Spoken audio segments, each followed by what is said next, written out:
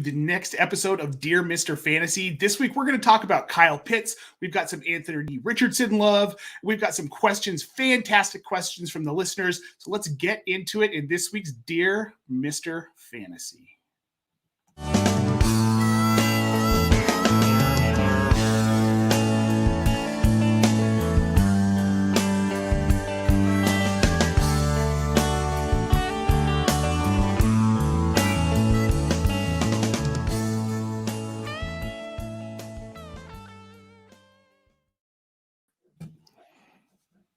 Well, you're not Nate Palvo, and I'm not Kevin Coleman. So let's get that right first. Folks, if you don't know, my guest today is Kevin Coleman of Football Guys. He also is Devy Royale.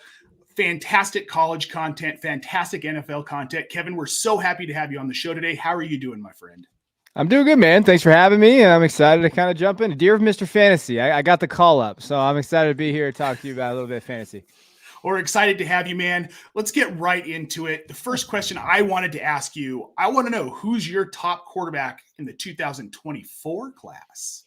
Yeah, I mean, it's Caleb Williams from USC, Heisman winner. This kid is special, and we're talking like elite level prospect. He's probably up there. People are talking about him being like Andrew Luck level prospect. So we hear that all the time, but I think, 4,500 yards last year, 42 touchdowns. I think from a fantasy perspective too, he does have some rushing upside, not a little bit better than what we see with Bryce and CJ and some of these guys coming out this year. So you like that about him. And the scary part is his offense is going to be probably 10 times better next year. So like this coming year, they got transfers. They have two five-star freshmen that are probably the best in the country and a five-star tight end. Like they are loaded on offense. We could see him having over 5,000 passing yards. He might repeat as Heisman Heisman finalist again and probably repeat at it if they make the college football playoff this year. He's a stud. And I mean, he's the 101 right now in Superflex. No questions asked. Like Drake May's right there, but just from an upside and a skill and a ceiling perspective, Caleb is the one. So it's interesting now how we've seen this shift in the NFL. Because if you go back 6-7 years ago, it was all pocket passers. It was guys like Peyton Manning, Tom Brady, Phillip Rivers. And we're seeing this massive shift to guys like Lamar Jackson. Josh Allen is very mobile. These are the guys that are hot commodities. Bryce Young, CJ Stroud. So it's interesting. Caleb Williams, guys, make sure that you are paying attention to that name. If you're playing Devy, which you should, and you should be following Kevin and the Devy Royale guys, if you're doing Devy, this is a name you want to know. So make sure that you're paying attention. Now let's get to this year's class. I have a question because there's been a lot swirling around Anthony Richardson. There's been talk that he might go first overall to Carolina. If that does happen, how does that kind of shift the value of this receiving core and even Miles Sanders for that matter?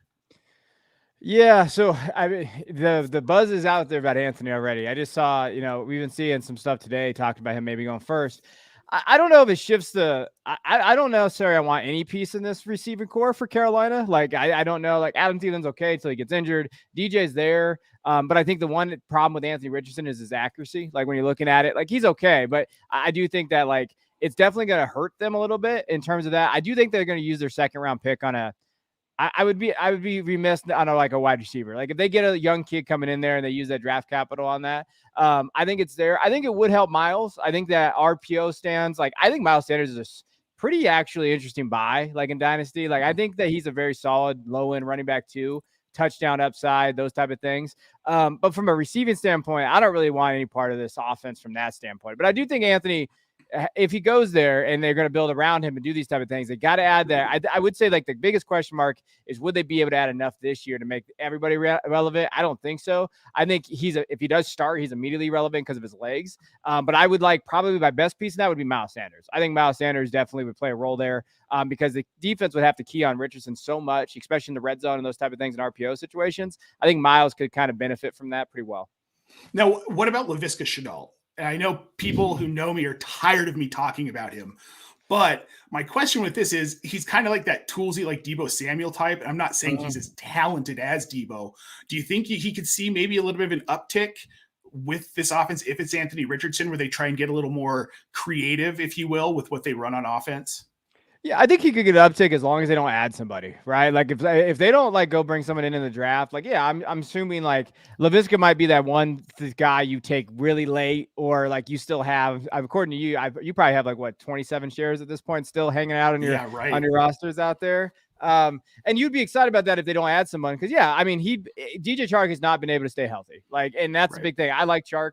He can't stay healthy there. Thielen, same thing. So you could be looking at a scenario where LaVisca is what? Wide receiver 1 target, maybe? I mean, Terrace Marshall is there. And if that's the case, then okay. Like, yeah, I think that when you realize there's a lot of things that have to happen though for that to happen. But I mean, it's in the realm of possibilities. And if they do use them in different ways, yeah, I think they could use them there. LaVisca is one of those guys. LaVisca is going to have a game next year, probably 4 catches, 112 yards and a touchdown. Everybody's like, hey, that's LaVisca. Like, that's the guy I knew that I was high on. And I think that that's definitely in the realm of possibilities with him if they don't do anything in the offseason or in the draft. Sure. I agree with you. There's a lot of skill in Laviska Shenault. I loved him in college. He went to CU, which is about 30 minutes up the road from me. So I watched his college career. The issue with Laviska for me is that he just can't stay healthy. Do you think that has more to do with the type of player he is, or is this just kind of he's prone, he gets banged up, maybe it's a conditioning thing? I think he's just unlucky. I don't do like the prone thing. Like, I just think that I think he's just been unlucky in situations that he's had. I know at Colorado he had that same too. And then some of these guys, like his play style it does lead itself to doing that though. He's not Tyler Lockett going down every time he catches the ball over the middle. Like Laviska's looking for someone to punish. And I think that does play a role a little bit into it too. I think it's a mixture of everything. Unlucky, mixture of his play style, and just mixture of kind of like his situations that he's been in. And I mean, he has an opportunity here. He's not buried. Like, so when you're looking at fantasy, you look at opportunity. He's not buried. So that's something to look at. Absolutely. Now, speaking of opportunity, we've got our first listener question from Jamie Parag. He wants to know, how do you see the Washington QB situation turning out? And can you see Jacoby Brissett taking over the starting job at some point this season? This is a gross question. Yeah, I mean, so when I think about this situation, like we're old enough, Nate, we've seen this play out before. So you have this kid that they drafted late, and like, hey, this could be the guy.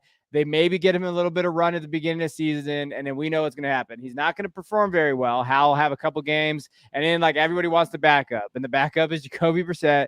He'll probably take over week 7, week 8, maybe. Like if Washington doesn't do well, Jacoby will take over. They'll win a couple games with their backup quarterback, and then everybody's getting fired. And it doesn't matter because these guys, that's just how we've seen this play out so many times in the NFL. Like, that's how I would look at this quarterback situation. Like, I liked Hal more than what he got drafted. Like, I thought he got underdrafted. Like, I thought he kind of got screwed in terms of the process last year. Like, I thought teams would maybe take a higher shot on him. Like, I think he's better than Malik, like based on the capital that both of those two got. Like, I would look at Hal and be like, he's a better quarterback. Hal's probably a backup, like a Colt McCoy situation, can come in and sling it a little bit and be that kid. I think Jacoby might take over, but I think at the end of the day, I don't think it's going to necessarily matter because I don't know how relevant either one of these guys are going to be. And then I think everybody in Washington is going to get fired at some point. It feels like it has to happen, especially with the shift in ownership that we're going to see. Apparently, Magic Johnson's ownership group put in that $6 billion bid to get rid of Dan Snyder. And generally, when you see that kind of ownership change, we saw it in Denver when the Walton family took over. They cleaned house because what was happening before wasn't working. And what's been happening in Washington for the last few years just simply has not been working. Now, with Brissett, do you have any interest in rostering him in like a deeper dynasty league? Yeah, if it's super flex, I'll roster him because I'm all about power, like value. So like if I have Brissett, I take him late. I can only imagine what his ADP is right now in startups. Like if you take a kid like that late, or I guess a man because he's older, but like you take a guy like that late, you can extract value because if you can trade him, you could use them. We know injuries happen. Did you see Superflex leagues at the end of the year this last year? Oh my God, you should have seen some of the starting quarterbs people are rolling out there weeks 13, 14, and 15. It was ugly. Nasty. It was ugly. It was ugly. It was horrible. Mm-hmm. And I'm with you. I think that there's a chance that Brissett could be relevant-ish. And we were talking about getting into the fantasy playoffs because Hal reminds me of, do you remember Brady Quinn coming out of Notre Dame? He reminds me a lot of Brady Quinn, where it's like he could be a starter and he'll get an opportunity, but then once he does get the opportunity, he's going to be so meh that an organization really isn't going to want to keep him around. I mean, he kicked around 4 or 5 different teams before he ended up, I think, in the broadcast booth for a little while. He's a good broadcaster, though. Shout out, Brady. I like watching him on the broadcast. But yeah, it's exactly. We've seen these guys before, and that's one of the things I always talk about. Like, there's historical precedence with this stuff. Like, we get wrapped up into narratives a lot, but like, we just got to tell the NFL is going to tell us about these guys. Like, it's not like we make this way harder than it needs to be a lot of times. Like, oh, well, we know this is that. I'm not going to waste draft capital on this guy. Like, and that one outlier is never the outlier you choose, because that's just how this works. Like, it's just that the guy we always think is going to be that guy. It's just not how it works. So I tend to, when I do this, when I play and I go through the process and stuff, I'm very risk averse, but I will take some shots depending on the position. Quarterback's not one of those shots I tend to take. I will, like with Jacoby though, or like this area, I don't mind. And Hal too. Like, Hal was a buy for me like 3 months ago. I did a video on Football Guys' YouTube channel. I said, hey, he could have some value if they don't bring whatever back and they decide to go this route. And I think it is, but we might be at his peak right now. So when we're talking about peak value, and that was before his head coach said, oh yeah, he's just a QB1 on the roster, which sucks. Cause like right before that, you're like, hey, he's going to be the starter next year. So these, Dynasty, it's all peak and valleys. Absolutely. So speaking of peaks and valleys, we've got a question from the chat here from Jason Allwine. Shout out, Jason. Thanks for tuning in, my friend. Are you buying Tyreek Hill now that he announced he plans to finish out his contract with the Dolphins, which ends in 2026? Yeah, I'll buy him. I think he's an elite talent. So like, there's certain wide receivers you're okay dying on your roster, so to speak. So like Cooper Kupp's one of those for me. Like, I'm going to have Cooper Kupp probably because you can't extract value based on what he's probably worth, unless you can do it this year. This probably be your last year in the middle of the year if he does well. I don't mind taking Tyreek and riding him out, like in terms of where your roster's at. And I think at the wide receiver position too, you could churn these guys a little better too. Like, I mean, you could probably next year still get a second, for him, an early second and an asset or something like that. Like, and he says that, but we know these guys don't.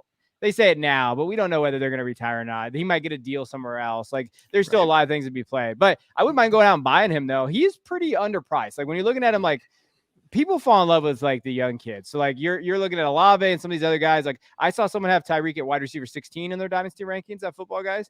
I'll go buy Tyreek Hill wide receiver 16 right now. Like, I'll go take that. It wasn't me, so don't come after me getting the crowd. But like, I'll go do that, right? Like, because you go. I think people play Dynasty in 3 to 4 or 5 year form, like years out, where it's 2 years, man. Just go get it. Like, these leagues fold, these leagues do all this stuff. Like, and you just go win and take it now and extract that value. And there's a really a market for that in your leagues. Yeah, absolutely. That's how I look at Dynasty too. I don't sell a player just because they're 27 years old. No. And I know there's a lot of people who the youth movement in Dynasty is interesting to me, because do you want to win now? Why are you trading these guys just for a bunch of draft picks for guys that may or may not pan out? I'm more of a known asset versus an unknown asset guy, just kind of where I stand. Speaking of which, we're going to go to the chat. We've got another question here from Joe Walsh. Joe, thank you for tuning in. Superflex Dynasty, I have the 105. I need a wide receiver and a quarterback. Do I take Smith if he's there, or Will Levis depending on where he goes? This is an interesting question because Levis is bounced all over in NFL mocks right now. Some people have him still in that top 5, but other people that have him almost out of the first round. Yeah, I'm not taking Will Levis at 105. I would take JSN, like Jackson Smith. Yes. I'm assuming that's who he's talking about. Give me Jackson Smith. And then you can plug and play. I mean, you need a quarterback, but like drafting for need in May or April or wherever you're at with like that quarterback position, with how influx the quarterback, like we just talked about Jacoby Brissett. We just talked about Sam Howell, some of these other guys. Give me the best player. And I think JSN could be that top 12 guy, like a low end wide receiver 1 and value. And then Levis, what is his outlying like ceiling? What are you looking at there? If he could have a Kenny Pickett like ceiling. What are you getting for Kenny Pickett right now in Dynasty? You're not getting anything for Kenny Pickett. He's quarterback 20 right now for Dynasty, whereas Garrett Wilson is wide receiver 6 now. Like, that is, I think, the value that you have to play. And I'm going to take JSN and take best player available. Yes, absolutely. Now, if we're talking about best player available here, guys, Player Profiler has a fantastic set of tools on our all-in package. It's just $50 for the year. And if you sign up with the promo code Nate right now, you can get $10 off for the rest of the year. A little bit more from that from the Podfather. Hey, I want to take a moment to thank you for tuning in. It's important to me that all of our media be free, and one of our key missions is to make as much statistics and information and deep analysis available on PlayerProfiler.com for free. This is only possible because of you allowing a true independent sports media enterprise to thrive unlike any other in the business. So please subscribe to the All In package to continue to make all of this possible. If you can't do All In, that's okay. We have a draft kit. Or you can just subscribe to the player rankings. Those now include tight end premium FFPC ranks, our brand new data analysis package will blow your hair back. And of course, there's our Dynasty Deluxe and our DFS Dominator. Take a moment, check out our premium services to ensure that all of our stats, information, data, content is available to you, especially you, the people that get the site and get the show. Guys, if you're interested in the All In package, I'm going to tell you right now, I use it every single day. Sign up with the promo code Nate. You'll get $10 off and you will start winning championships. Now, enough of plugging all of our fantastic tools. And here is the question that I think is burning in everyone's mind right now. Kevin, is there any hope for Kyle Pitts to rebound after that just putrid 2022 season? I know some people are pointing to, well, he was hurt. He didn't play after week 14, but even before then, he was like the tight end 22. He had a couple games where he popped, but now you're looking at the situation in Atlanta where we don't know who the quarterback's going to be. It kind of sounds like it's going to be Desmond Ridder, and then we're going to have Taylor Heineke after week like 6 or 7. Is likely what's going to happen. Arthur Smith is still the head coach. What's changed? I hate to say it because I have a lot of shares and I invested some high draft capital in Kyle Pitts, but is there hope for him? He's such a tough profile. So when you're going through like the weeks that you're talking about where he was like kind of I don't want to even say elite because he wasn't elite, but from week 5 to 11, he caught 18 of his 37 targets, 206 yards, 2 touchdowns, but he only averaged 8.4 fantasy points per game. He was tied in 17 in his best stretch of the season last year. That is not good enough for where he's getting drafted. Like, let's just keep it frank. But when you're looking at, and I used player profiler stats for this, so just giving you a shout out here. Like, he finished at top 5 at the position in these things: target share, target rate, air yard share, average yard target distance, deep targets, unrealized air yards, expected fantasy points per game, yards per route, and yards per team pass attempt. He finished in top 5 in all those categories. But the accuracy of his quarterback is where he was at, 38th. So his quarterback is the target accuracy was 38th, and that was Marcus Mariota. But Desmond Ridder is kind of a poor man's Marcus Mariota, like when you're talking about probably his accuracy. So I think there's hope for him, but I don't know if that hope's next year. Like, I don't know if that's going to be like where we can bank on him being a top 5 dynasty guy. I actually think Taylor Heineke wouldn't be terrible for him because I do think he'd get targeted. And I think Heineke's underrated in terms of like his ability to kind of target guys. And he got other guys involved, McLaurin, these other guys last year. London's there though too. I do think they might add another pass catcher in that offense. If they draft Bijan, I'm out. Like, because that dude, Arthur Smith's going to give Bijan 45 carries a game. And it's just going to be like, where the hell do I get this? I think that he's still 22. So like there's always hope and there's always going to be like that area. But until he gets a very improved quarterback play, I think you have to bake that into your expectations with Pitts. Like, I think that is where I don't think you can just pencil him in as tight end to top 5 tight end until he gets the improved quarterback play. Like and with London there, it hurts. If he was the guy there and he could just kind of be the target getter, number 1 guy, but London being there is going to hurt. And their inability to kind of get Pitts the ball in that offense hurts too. So like, I think you have to bake that in. There's hope in dynasty, but I don't think necessarily we can just pencil him in as tight end 1 next year. Do you think the acquisition of Jonnu Smith hurts him at all? Or is that just kind of a depth add, maybe? So Jonnu's going to be the blocking tight end, I think. I think it helps, actually, because I do think that he's going to kind of split in right there in Arthur Smith's offense. And I think they brought Jonnu in to like free up Pitts as a slot receiver. If that's what they do, then we're okay. They're all on board. Hey, you're going to move him out in the slot. You're going to move him around a little bit more. He doesn't have to block as much in the system. We have Jonnu here. That's what his job is. And that's where I was excited about the Jonnu Smith ad because I'm like, okay, maybe they're going to use Kyle Pitts more as a receiver. Maybe they see him as being that wide receiver 2 on their roster now. And then Jonnu's going to be coming in there and be that 12 personnel blocking tight end. That should be, if you're like a Pitts guy, that's what you should be looking at. Be excited about it. Yeah, I felt the same way. I got, just like your co-host, Jeff Bell, I got way too excited about Jonnu Smith a couple of years ago, and it really kind of bit me in the ass. But now he's more of that blocking type, and I agree. I think that it'll lead to Pitts kind of being moved outside a little bit more. So now we've got a question. Kevin, this one is just for you. Question for Mr. Coleman, sir. What is it like being a DeAndre Swift apologist / Cape Crusader? From Jeremy J. It's not fun right now, Jeremy. It's a tough world out here. I wouldn't say I'm an apologist. I would just say that I think he has talent in PPR formats and he just doesn't get usage. But I'm not making excuses for the kid. He's not performed what he need to do. He's been injured and there's a reason why he's not getting the usage. So I think that's one of those things that you have to look at and just say, hey, maybe he's not the level of talent that we expected when he came in. I think that he's getting hated on a little bit too much with Monty going there. I do think they work well together. And I think if Swift's healthy, I think both those guys are still like running back 2, caliber players in that offense. And now you get the discount on Swift. So I'm still in on Swift. I ain't giving up, Jeremy. I'm still there, but I'm not, he's not a top 12 guy right now for me. Like he can't be, I don't think, in your dynasty ranks. And I'm with you. The problem for me with Swift has been he's not good inside the 5. He gets bounced back at the line. He can't take those goal line carries. And now David Montgomery isn't Jamal Williams, of course, but just because they brought in a guy who isn't that necessarily a pounder like Jamal Williams doesn't instantly turn Swift into a guy they can use at the goal line or in the red zone. It'll be interesting to see also if he can stay healthy. That's the biggest thing. Yeah. If he can stay on the field, and you hate to see it with these guys, but the skill's undoubtedly there. So the next question we got is from Richard Sickles. What's one piece of advice you can offer for people starting out in their first dynasty league? Oh man, I was trying to go back to my first league, but it's so long ago. To me, number one thing is mock first. And even if you don't mock, go find good mocks. There's all kind. Dude, everybody, Nate knows this. Everybody does mocks now. Like you freaking posting that crap all the time on YouTube, and everybody's got their own channel and all that stuff. But I would go understanding the rules and the format. Understand scoring too.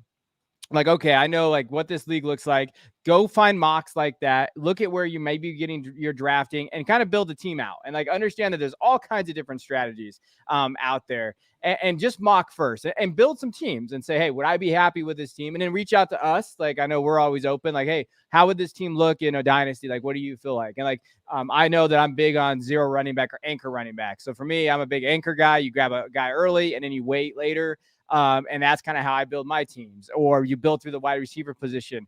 And we're going to hear those things. I do think, and I'd be interested in your opinion on this, Nate. I think that there's actually for dynasty managers out there that are doing drafts right now, there's been such a shift towards wide receiver builds.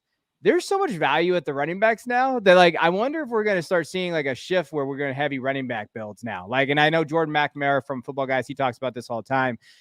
There's so many different strategies out there. I would just mock it up, see what makes the most sense for you in terms of where that value's at, and then reach out to people and say, hey, this is my first dynasty league mock. I'm going to have a draft after hopefully you're doing it after the NFL draft. Do not do a dynasty mock for or dynasty league the first time before the draft. Cause that's yes. Not good enough. Do it after, landing spots for these rookies and you can kind of understand it. And then just mock it up and see where you go and see the builds and just maneuver it and go there. And don't be your first draft going in blind. Use that ADP and that value and see where you can build. That's my biggest advice. Yeah, well, it's like your mom always told you, right? Practice makes perfect. So the more that you mock, the more comfortable you'll get with how these drafts play out. I know there are people who don't like doing the mock draft because they're well, what's the point? I can't keep this team. But like you said, it's all about learning trends, learning how people draft, learning where you can and can't get players. As far as the wide receiver heavy build, every mock I've been in so far this offseason in these rookie drafts, it's just wide receivers crazy in the first 2 rounds. And then you get a run on running. It's been wide receiver running back for the most part. And this is a pretty weak quarterback class, in my opinion. Past the top 5, there's maybe 2 guys I'd be interested in looking at in Dynasty. So, Kevin, that's fantastic advice. Let's get to this next question here. Is from Brandon K. In Dynasty formats, which prospect would you rather draft, Marvin Mims or Cedric Tillman? Oh, I'm on the Mims train. I've been on the Mims train for a while now, for a few months. I think Mims is discount Zay Flowers. So Zay is getting drafted late first, early second. You can get Mims right now in the middle of third. I know Tillman's around that range too. I think Mims offers a little bit more upside. He's produced in all 3 years that he was there in 3 different offenses with 3 different quarterbacks. He's a big play threat. He actually, Mims' size would dictate, oh, he's a slot guy. Actually, he has very limited slot experience. That's one of his weaknesses. He actually played on the outside a lot at Oklahoma, and they moved him around a little bit. So once he learns how to play slot in NFL, we could see a ceiling. Tillman's okay, but he had 1 year of production, and he's a 5th-year kid, and there's a lot of question marks about him. Tillman's a possession guy. Mims is a guy that's going to go out there and be kind of that big play threat, and he has the profile. Like if you're looking at boxes and you're checking him off based on the analytical profile or just production profile, Mims checks all those. Tillman has a lot of red flags in his profile, so if I'm sitting there in the third round, I'm going to take the ceiling play with Mims rather than kind of that safe play with the red flag boxes with Tillman. Yeah, I'm with you. I really like Marvin Mims as a prospect. Tillman we didn't see enough out of him in college. 1 year of production for me with the wide receiver or at any position really outside of like a quarterback. Because case in point, Clyde Edwards-Helaire and Antonio Gibson. We didn't see a lot out of them in college. We saw a lot out of CEH's senior season, but that was about it for him. And it just didn't translate to the NFL, whether that's experience or that's just their talent level. Maybe there's some hope for CEH coming up this season or Antonio Gibson, but we say that every year. And these guys, Antonio, maybe Antonio, maybe. I do like the situation for Antonio in Washington, but again, Eric Bieniemy might actually lean towards using him a little bit more than Brian Robinson, but Brian Robinson's still there. So But we're not here to talk about that. I've got another question for you from our boy, Jamie P. Who are some of your dynasty trade targets this offseason? Who are guys you're going after? Buy low, buy high, either side? I'll give you a deep one. I think Samaje Perine right now is a good one to go grab. I think that he can step in and be a PPR guy out there for Denver, especially with Javonte. I'm not trusting that injury very much. And pass catching wise, Sean Payton talked about it. He's getting running back 53 value right now. So that's a cheap kind of, I saw him go for, in a tight end premium league, I saw him go for Jonnu Smith. And we just talked about Jonnu Smith more as a blocker, and he's not that production wise. Hey, if you want to maybe go grab Perine right now, I mean, they might draft the running back. So it's a little bit of a concern, but I think he's a value. I like him. Cade Otton would be a late round tight end guy. Maybe go grab. He could be the tight end one. He kind of showed that he could be at the Bucs. I know the quarterback situation is a little tough out there, but he could kind of step in and just be that red zone guy. And you like that. And the guy we talked about earlier, I like Miles Sanders right now. I think Miles Sanders, I mean, he's a better buy before he went to the Carolina Panthers. But even then, I think people like, with running back 21 is what he's getting valued on right now. So you're looking at kind of the value. If you can go get Miles, I think he's a very good add to a contending roster. Go grab him and hey, you have that kind of contender, that plug and play guy, that safe running back too. And obviously you don't have to do it now, but I would say as they kind of get close to the season, he's someone to keep your eye on. And then I'm never going to give up on Rashad Bateman. I think Rashad, wide receiver 38, he's a pretty good value right now out there. If early second is where I see his value at. So if I can get Rashad Bateman for a 201, 202, I don't mind throwing at the risk and going and grabbing him.